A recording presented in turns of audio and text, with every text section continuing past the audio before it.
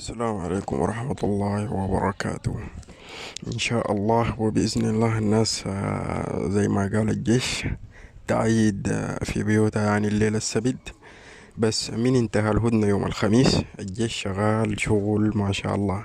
وده الشغل اللي احنا من زمان عاوزينه يشتغلوا. بعدين جاب سلاح لأول مرة في السودان نشوفه. لأول مرة نحن كمواطنين في السودان نعلم إنه الجيش ذاته عنده سلاح بالشكل ده.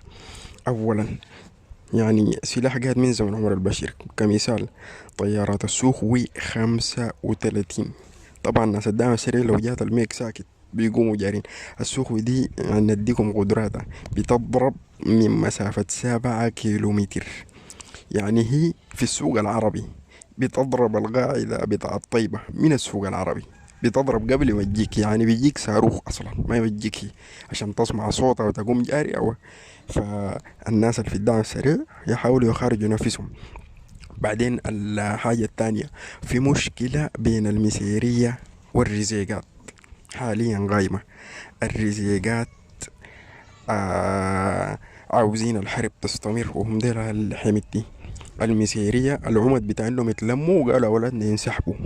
يعني أول يوم في الهدنة كان مذكر ينسحبوا 80 عربية، تاني يوم عاوزين ينسحبوا ما يقارب كم 90 عربية من عربات مواطنين مسروقة أو باقي عرباتهم الفضلت. طبعا الناس دي بقى ما عندهم عربات، عندهم 2400 عربية. الجيش دمر لهم منها 2100 2200 عربية، يعني باقي لهم 200 عربية بشكل إجمالي. وده ما بيعمل لهم حاجة. فالناس تنجو بروحة زي أخوانهم السلموا 700 سلموا في جبرة. سلموا 700 نفر من الدعم السريع. ديل ناس واعيين لأنه المعركة كان بالمنطق خلاص خسرت. ما في انقلاب بيعمل له 3 شهور، ما في انقلاب. أول 3 يوم فشل، بعد ده الناس تتخارج. ده نمرة واحد.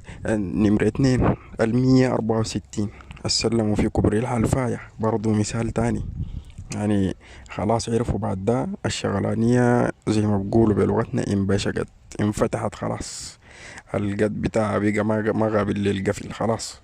بقى ثقب أسود بيبلع بس، ما في طريقة تقفله. فهي زول من الناس الواعيين في الدعم السريع يتخارج بعد ده، يتخارج أحسن لك. ما في حلال غير كده، ما في أي حلال. حتموت زي ما أخوانك اللي ماتوا في الحملات اللي فاتت بتاعة التمشيط دي. حيتلبوا لك جوا البيت.